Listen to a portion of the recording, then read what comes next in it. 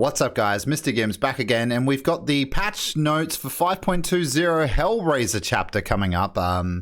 Figured I'd share this before we go live. Yeah, a couple of things here that I want to talk about, but we'll just go through it, you know what I mean?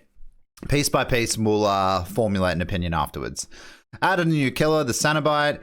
Match results. This is really not too important. Just about the Nemesis vaccine. Large text settings. The players can enable the option to enlarge all texts in the HUD, increasing the readability. Skill-based matchmaking, this one's the important one, will be enabled separately on September 8th at 11 a.m. So this is going to be tomorrow now. Skill-based matchmaking is going live tomorrow. So that's unfortunate. I think everyone's really eager to try this. I don't know if we're keen on it, but I know that we're keen on trying it and seeing what they come up with. But for whatever reason, it's not coming today. Moving along. Visual update of the palette is in the game now, so the new palettes are in the game. Grades and grade rewards. Grades are replacing ranks, so it's important to remember that. Grades are replacing ranks. Have no idea why. Why didn't they just call it ranks? Weird. Grades are broken up into 5 groupings: ash, bronze, silver, gold, and iridescent. Each grouping has 4 subgroupings: 4, 3, 2, 1. Makes sense. Current ranks will be translated into the corresponding grade. Rank 20 equals ash 4.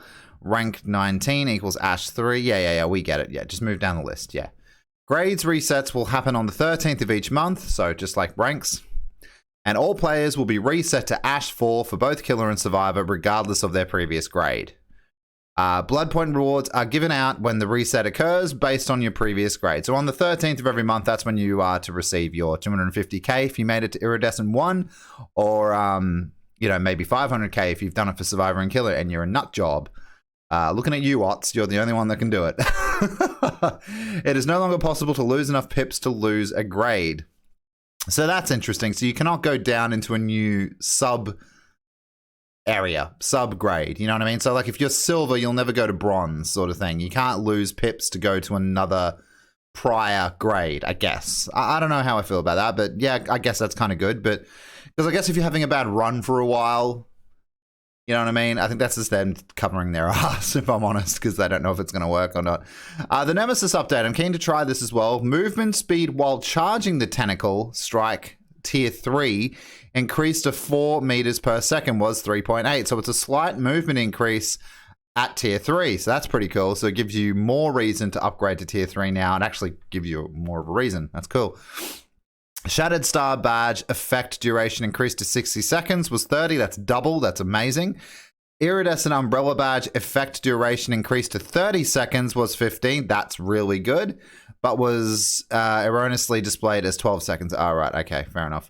Ritual of the Nemesis reduced to reaching maximum mutation rate was one time was 4. Okay, that's fine. Whatever. It's more about the movement speed. I think it's going to be the biggest thing. Various bug fixes, improvements to address performance issues on the family residence, Sanctum of Wrath and Midwich Elementary. Fair enough. Blood Lodge and the game maps are re-enabled. That's really good to hear because we need maps to come back, guys. We're losing Hawkins soon. Updated a variety of Survivor's hair and facial hair cosmetics. That's interesting. I'll have to check that into further.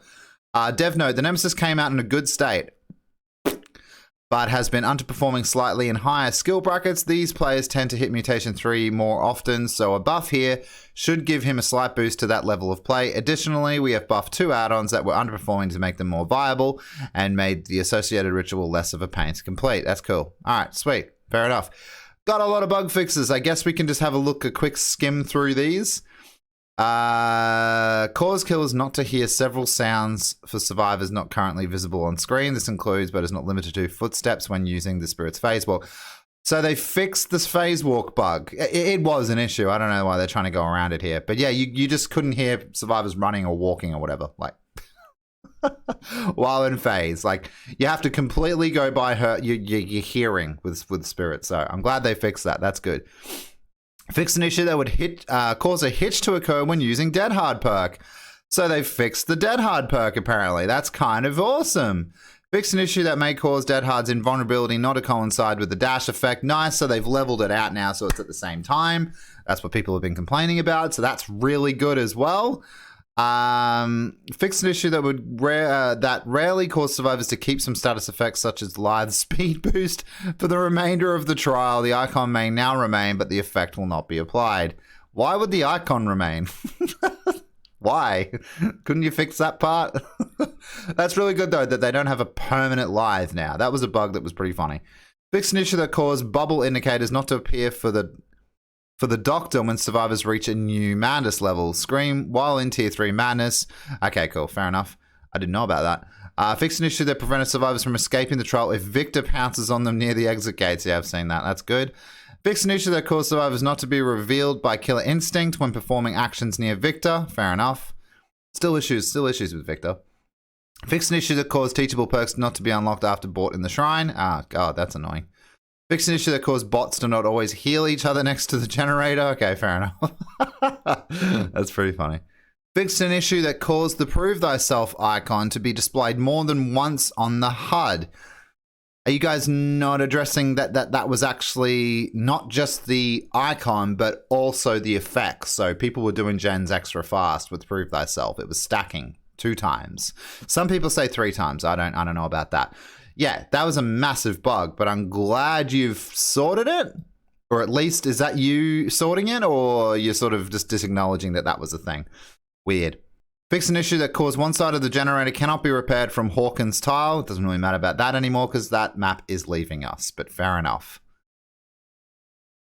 Fix an issue that caused the survivor can remain stuck near one of the buildings in Dead Dog's saloon. Fair enough, it's going to be reactivated soon. Alright, known issues. The Cenobite's power description is not using the latest version in all translated languages. That's fair enough, they'll get to it. The chain hunt activation audio notification plays for all survivors while the survivor is holding the puzzle box. Some text relating to grades and grade rewards has not been translated. Yeah, fair enough. This is all stuff that they're going to fix, I imagine. Upcoming boon totem description is displayed in the tutorials page. Holy shit. Do we need to have a look at that later? Possibly. That's awesome. Changes from PTB. I went over this already, but we can quickly just go over it one more time, I guess, if you want. The Cenobite's voice overlines have been removed due to complications with the audio files, so you're not going to hear, I came today. Sorry, guys. Added a maximum time that the Cenobite can spend inside a gateway.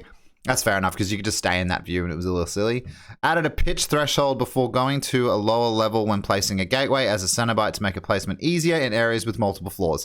Yeah, I played this on Midwich quite a few times and it was really hard to use your power effectively, so that's good that they fixed that. Gave a short immunity from the Cenobite's chain hunt to recently unhooked survivors. What does short mean? That's kind of annoying. I wish I knew what that means. Made the deep wound timer pause when performing the remove chains interaction. Chains broken with collisions now respawn faster. That's cool. Increase the speed at which the chain spawner tries spawning a chain after a failed attempt. Okay. Increase the collision detection of the chain spawner. Updated the chain hunt to always spawn clusters of 3 chains, but the spawning interval is based on the number of healthy injured survivors. That's kind of cool. I wish we knew more details on that though.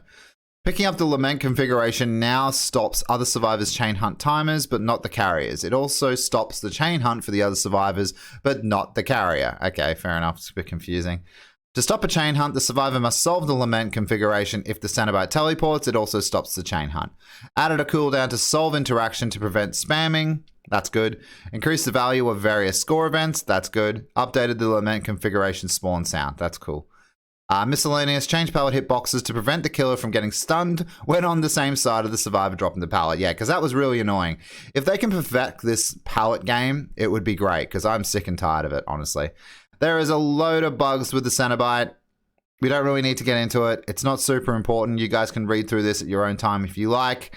But apart from that, guys, that's it. Hellraiser is live in about right now, I guess, in 10 minutes. So, I hope you guys really enjoy. I'm going to be streaming on YouTube straight away at 4:20, and we're going to get straight into it and test this Cenobite out and test this chapter in general. Skill-based matchmaking's tomorrow, I'm afraid, but oh well. Anyway, guys, hope you guys enjoyed the video, and I'll see you guys in stream today. See you later.